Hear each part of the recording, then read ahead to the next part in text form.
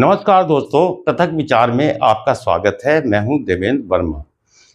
दिल्ली के मालिक अरविंद केजरीवाल, जिनके पास कभी कोई पोर्टफोलियो नहीं रहा, एक मुख्यमंत्री, एकमात्र देश के ऐसा मुख्यमंत्री कि जो मुख्यमंत्री तो था लेकिन उसके पास कोई भी पोर्टफोलियो नहीं था। यानी कि पोर्टफोलियो ना होने की वजह से वो कहीं किसी फाइल पर साइन नहीं किया करता था। तो अरविंद केजरीवाल के भ्रष्टाचार की अनंत कथाओं में अब एक नया चैप्टर और जुड़ गया है, और वो है 2000 करोड़ रुपए का क्लासरूम निर्माण घोटाला, जिसके अंतर्गत बाजार दर से 5 गुना ज्यादा रेटों पर निर्माण के ठेके दिए गए, और ये सारे ठेके आम आदमी पार्टी से जुड़े हुए ठेकेदारों को दिए गए। अब यूं तो अरविंद केजरीवाल की कथाएं अनंत हैं, उनके भ्रष्टाचार अंतहीन हैं। तभी तो 14 सीएजी रिपोर्ट के ऊपर वो कुंडली मारकर लंबे समय तक बैठे रहे। उन्होंने उन रिपोर्टों को कभी टेबल नहीं किया। वो तो दिल्ली की जनता का ये सौभाग्य था कि इस बार अरविंद केजरीवाल दिल्ली की सत्ता से बाहर हो गए और ये इनके घोटाले एक एक करके जनता के और देश के सामने आने लगे। दोस्तों, आम आदमी पार्टी का भारतीय राजनीति में उदय क्या आपको बेहद रहस्यमयी नहीं लगता? एक ऐसी पार्टी जिसका कोई अस्तित्व ही ना हो, वो अचानक भारतीय राजनीति के आकाश में उदय हो और फिर पहली ही प्रयास में सत्ता पर काबिज हो जाए।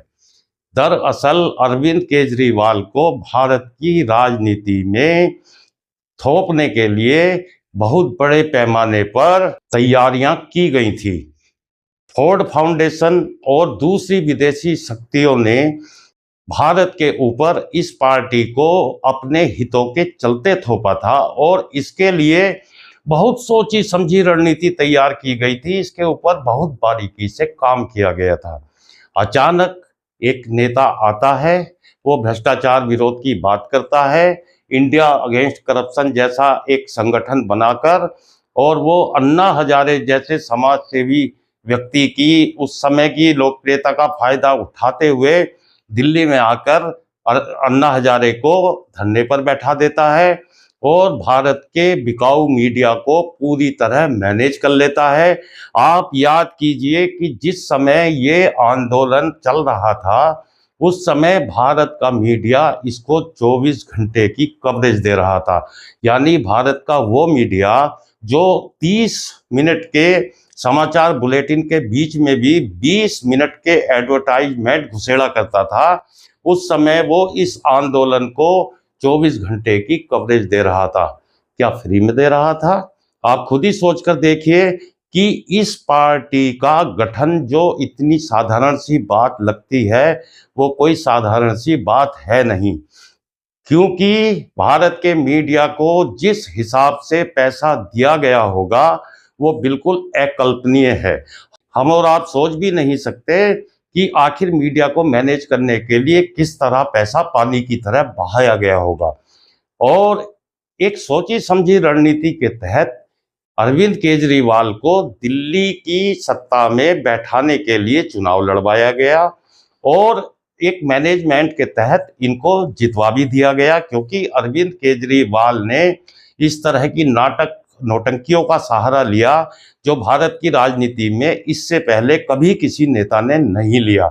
लिहाजा अरविंद केजरीवाल दिल्ली की सत्ता पर काबिज हो गए, और साथ ही आप देखिए कि इनकी महत्वाकांक्षा कितनी बड़ी थी, या कहिए कि जिन लोगों ने इन्हें भारतीय राजनीति के अंदर लाकर फिट किया था, उनकी योजनाएं किस तरह की थी कि इन लोगों ने दिल्ली सरकार के खजाने को अपना एटीएम बना लिया, और उस खजाने के ही माध्यम से पूरे देश के अंदर अपनी इस भ्रष्टाचारी पार्टी को स्थापित करने के लिए इन्होंने दोनों हाथों से खूब पैसा लुटाया, खूब जमकर भ्रष्टाचार किया। अभी तो अरविंद केजरीवाल के जितने घोटाले सामने आए हैं, इससे कहीं ज़्यादा घोटाले सामने आना अभी बाकी है।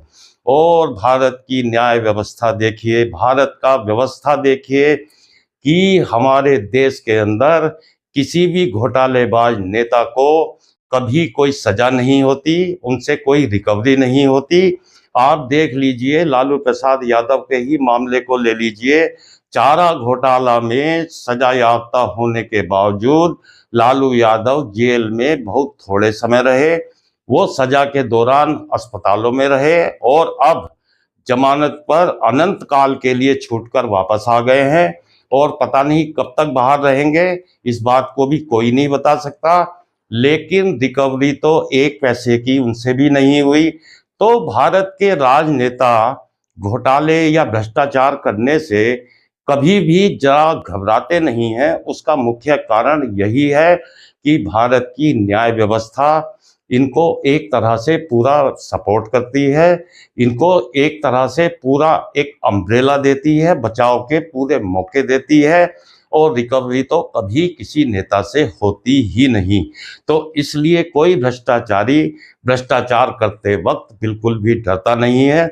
और यदि वो अरविंद केजरीवाल जैसा अति महत्वाकांक्षी व्यक्ति हो तब तो स्थिति और भी बद से बदतर हो जाती है। तो आज के वीडियो में इतना ही। अगले वीडियो में मिलेंगे किसी और विषय के साथ। तब तक के लिए नमस्कार। दोस्तों, आप मेरे चैनल को सब्सक्राइब कीजिए, वीडियो को लाइक कीजिए और कमेंट भी जरूर